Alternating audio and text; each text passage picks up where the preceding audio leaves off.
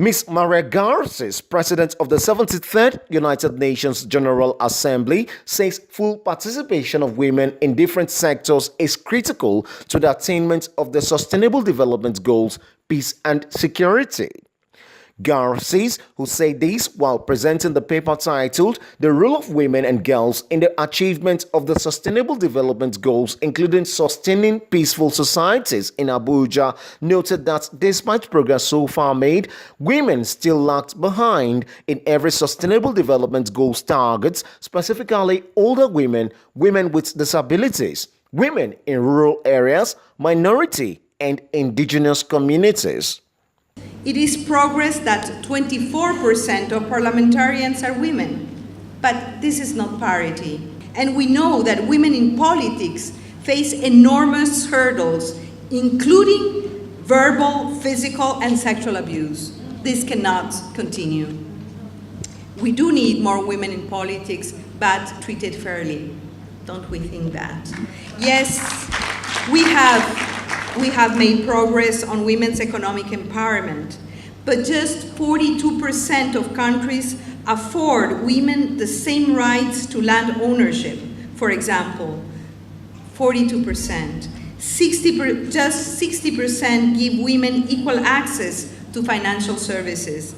And at the current rates, the global gender pay gap is not due to close until 2086, with huge knock-on effects for women's social protection and status.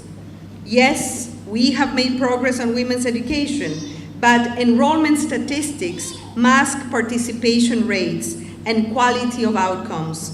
It is unacceptable that there are still more than 40 countries in the world where over 20% of women are illiterate. And while there is certainty more emphasis now on role of women in conflict settings, it is still the case that just 2% of mediators and 8% of negotiators are female. It is going to be very difficult to build a peaceful world without more women mediators and negotiators. So we must all continue to make the case for the full inclusion of women and girls in efforts to achieve the Sustainable Development Goals.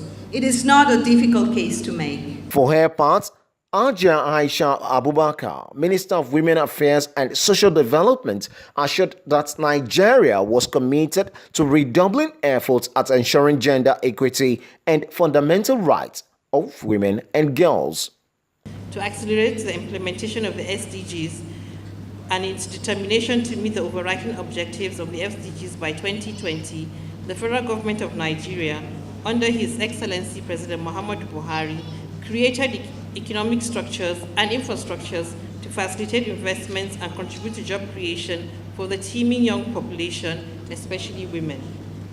The development of the Nigerian Economic Recovery and Growth Plan identifies human capital investment, restoring growth, and building a competitive economy for all to thrive, but has also recognized women and girls as key pillars to national development. The National